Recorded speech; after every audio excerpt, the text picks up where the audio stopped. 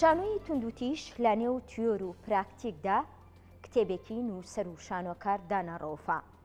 ئەم کتێبە یارمەتیدەرێکی باشە بۆ تێگەیشتن لە شانۆ و کتێبخانەی کوردی دەوڵەمەندتر دەکات کە لە بوارە هونەریەکاندا و بە تایبەتیش لە بواری شانۆدا کتێبخانەیەکی هەژارە.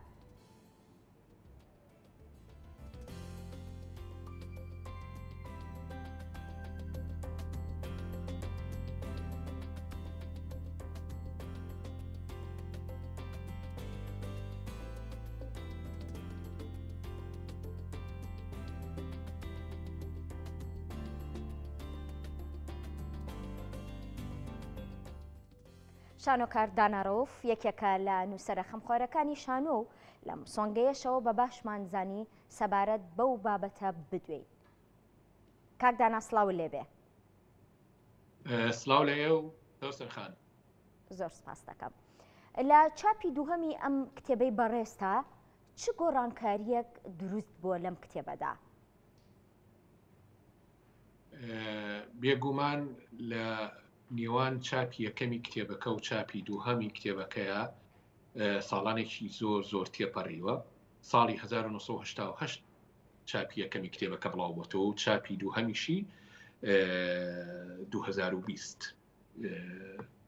ئەماوەیەش بێگومان زۆرە لە ڕووی ناوڕۆکەوە گۆڕانکاریێکی زۆر بە سەر ناوڕۆژی کتێبەکە هاتووە لە هەموو بەشەکان سەر لە نوێ داڕێژراوەتەوە لە ڕووی زمانەوە. ئەمە جگەلەوەی ژمارەیەکی ئێژگار زۆر سەرچاوی نوێم بەکارهێناوە، زۆربەی زۆریان بە زمانی سویدی کە من لەوبەر ئەو سەرچاوانم لە بەردەستانە بۆ زمانی سویدیم نەزانیوە، هەروەها هەندێک سەرچاوی تر بە زمانی ئینگلیزی و چەند سەرچاوەیەکی جیاوازتریش بە زمانی عەرەبی. بەشەکانی کتێبەکە زۆر فراوانتر بوون، قوڵتر بوونەتەوە. ئەمە جگەلەوەی کە چەندین بەش و بەشی ترم بۆ کتێبەکە زیاد کردووە. لە هەمان کاتتا لە ڕووی بەرهەم و نووسینەکانی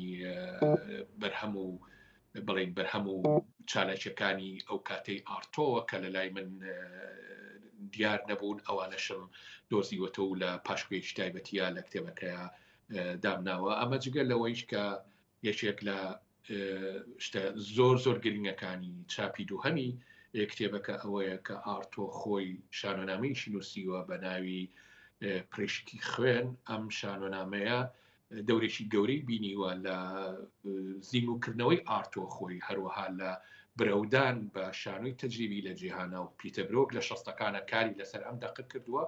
من ئەم دەقەم دۆزیەوە، بە سویدی دۆزیمەوە بێگومان و تەرجمەم کرد لە سویدیەوە بۆ کوردی.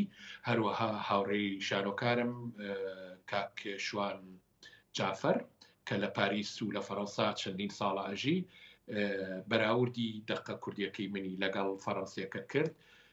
ئێستا لە چاپی دووهەمی ئەم کتێبەیە وەکو پاشکۆیەک لە پشتەوەی کتێبەکە دانراوە. کاک دانا، کتێبخانەی کوردی لە دەقە شانۆیەکاندا کتێبخانەیەکی هەژارە. هۆکارەکەی ئەوە بۆچی ئەگەڕێنیتەوە؟ چەندین هۆکار هەیە بۆ هەژاری کتێبخانەی کوردی لە بواری شانۆیە. لە پێش هەموو شتێکە ئێمە ئێستا چەند ساڵێکە جیلێک دروست بووە زمانی زیندوی جیهانی وەکو ئینگلیزی و زمانەکانی تر ئەزان و پەیوەندێکی ڕاستەوخۆیان بە دەرەوەی کولتورەکانی تر و دنیاوە هەیە. لەسەر دەمی ئێمایە هەتا ئێستاش شانۆ ئەو گرنگجەی نەبووە لە لای کتێبخانەی کوردی، لە لای بڵێن بەشێکی زۆری ڕۆشنبیرانی کوردی و شانۆکارەکانیش لەم بوارە زۆر کەمتر خەم بوون و نەیانتوانیوە برەو بەم لایەنە بن. ئەمانە هۆکارێکن کە کەمتر بێگومان نەبوونی شانۆیەکی کوردیش کە بتوانێ پشت بەم سەرچاوە جیهانیانە ببەستێ وای کردووە کە لە بواری لێکۆڵێنەوەی شانۆیشە ئێمە هەژار بین. من خۆشبەختانە و بە شانازیەوە ئەڵێم لە 80ەکانەوە تا ئێستا هەوڵم ماوە ئەو کلێنە بە شێوە لە شێوەکان پڕ بکەمەوە، هەتا ئێستا وابزانم لە 52-53 کتێب تێپەڕیوە کە لەم بوارەیە من هەوڵی خۆمە ماوە. بۆ نمونە ئەو کتێبی ئارتۆ یەکەم سەرچاوەیە کە بە زمانی کوردی هەتا ئێستا بڵاوکرابێتەوە. چاپی یەکەمی لە ساڵی 1970 وەکو لەبیرم بێ ئێمە 2000 نسخەمان لێ چاپ کرد و لە ماوەیەشی زۆر کەمە خۆشبەختانە توانم بڵێم لە ماوەی مانگێکە کتێبەکە لە کتێبخانەکانە نەماوە هەمووی فرۆشرا. ئێستا ئەمەش چاپی دووهەم گۆڕانکاریشی زۆری تیاکراوە لە ڕووی فۆرم و ناوەڕۆکەوە. هیوادارم خوێنەری کورد شانۆکاری کورد قوتابیانی پەیوانگا و کۆلێژەکان سوودی لێ وەربگرن. کاک دانا بە بڕوای من کتێبە شانۆییەکان تێگەشتێکی باشترمان سەبارەت بەو هونەرە زیندووە لا دروست دەکات. ئەی ئەمەیە ڕای بەڕێستان بزانم. ساوسەر خان پرسیارەکەم جۆ لێ نەبوو قەتع بوو ئەگەر دووبارەی بکەیتەوە زەحمەت.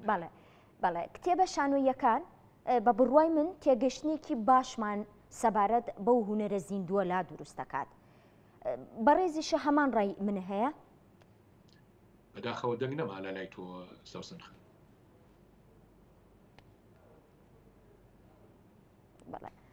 پێم وابێ کاکدانا گوێی لە ئێمە نییە. باسەکەی ئەمڕۆمان سەبارەت بە نوێترین یاخود چاپی دووهەمی شانۆیی توندوتیش لە نێو تیۆر و پراکتیکدایە کە کتێبێکی نووسەر و شانۆکار دانا ڕەوفە لە ساڵی 2021 چاپی کردووە. ئێستا کە گفتوگۆمان کرد باسی کرد کە نزیکەی 2000 نوسخەی لێ بەرهەم هێنرا و هیچی لە کتێبخانەکانە نەماوە. ئەم کتێبە نووسەر جارێکی تر بیری لێ کردوێتەوە کە بە ستایلێکی جیاواز بە نووسینێک و بە بیر و باوەڕێکی جیاواز ئەم کتێبە بۆ جارێکی نوێ چاپ بکەنەوە. ئەگەر هاوکارانم بەڵێ بێگومان کتێبخانەکانی شاری سلێمانی و ئەمێ باس لە بەتایبەت لە کوردستان هەمووی بکەم لە بواری شانۆدا تا ڕادەیەک ئێمە کتێبێکی باشمان نییە بۆ ئەوەی لە کۆلێژەکان و لە پەیمانگاکانە وەکو وانەیەک بیخوێنین.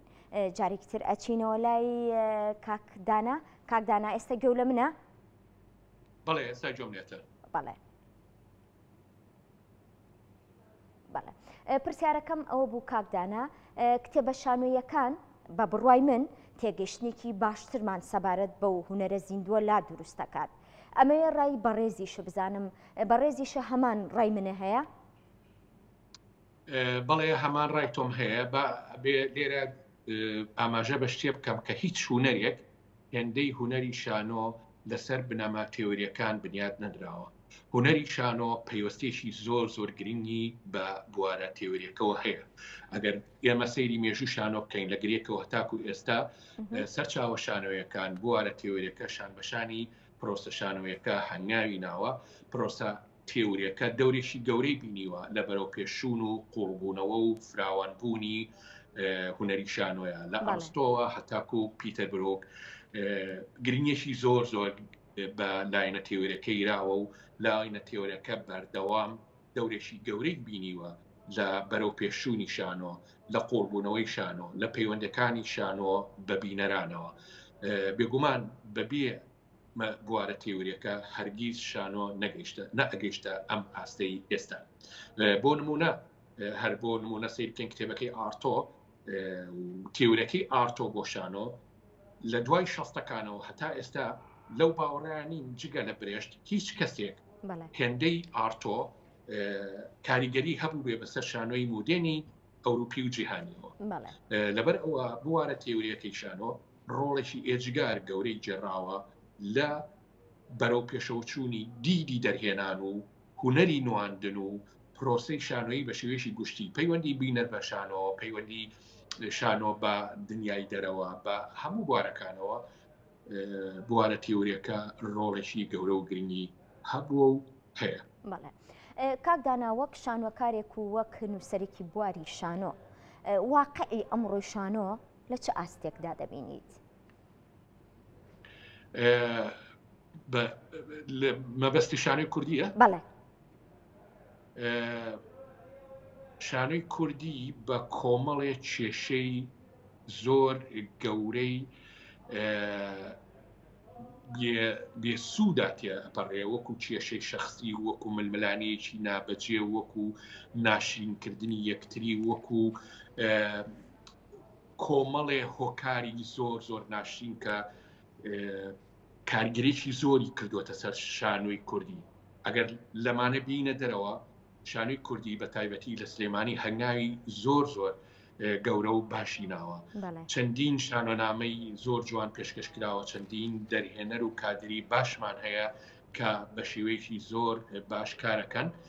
بۆ نمونە لە هاوینی پارەوە کە خۆم لە کوردستان بووم تا ئێستا چەندین شانۆنامە پێشکەش کراوە کە دەخەکانی دەقی شانۆی کوردی بووە کە ئەمەش بەڕاستی بەڕای من لە بیر و بۆشوونی منەوە ڕۆڵێکی گەورە و گرنگی هەیە بۆ بەرەو پێشون و دەوڵەمەندکردن و قوربوونەوەی شانۆی کوردی و پەیوەندیکی ڕاستەوخۆی زیاتر لەگەڵ بینەرەکانیە کە هەر شانۆنامەیەکی هەر نمایشێکیان ستایلێک و شێوازێک و شێوەیە جیاوازێکی هەبووە بۆ نمایشی خۆی. ئەمە من بە دەوڵەمەنی ئەبینم بۆ شانۆی کوردی، بۆ پاشە ڕۆژی شانۆی کوردی، بۆ دروستبوونی شانۆی کوردی. بەڵام بەداخەوە زۆر شانۆکار هەیە ئەوەی کە ئیتر ئەبێ تەواو من گەورەترین شانۆکاری کوردم و من ئەمە ئەەکەم ئیتر ئەبێ هەموو شتەکانی تر بەم شێوەیە بێ. شتیوان نییە لە هیچ شوێنێکی دنیاە شانۆ چەندین شێوازی هەیە، چەندین فۆرمی هەیە، چەندین ستایلی هەیە، هەر کەسە و بەدید و بە بۆچوون و بە شێوازی خۆی کارەکە. گرنگترین لە بواری شانۆیە بە تایبەتی لە لای دەرهێنەرەکان تاکە شتێک کە زۆر زۆر گرنگە بە لای منەوە ئیتر ئەو دەرهێنەرەوە هەر شێوەیە کارەکە گرنگترین شت لای من ئەوەیە کە تۆ بزانی چی ئەەکەی تۆتەیە بڵێ چی. ئیتر ئەوانی تر ئەگەڕێتەوە سەر چۆنێتی فۆرم و ئەو تەکنیکی کە تۆ بەکاری هێنی. هیوادارم شانۆکاری کورد لە کوردستان واز لە شکانی یەکتری و قین و بغز و ئەم شتانە بێن و زیاتر سەرقاڵی پرۆسە هونەرێکە و پرۆسە شانۆیەکە بن. کاکدانە سوپاسکە ڕاستەوخۆ لەگەڵمان بووی، هیوای سەرکەوتنە بۆ خوازین. زۆر سپاس بۆ تۆ سەوسەخان کە بەردەوام بواری شانۆ بەسەرەکەیتەوە کە بەردەوام پەیوەندی لەگەڵ من ناهەیە. زۆر سپاس.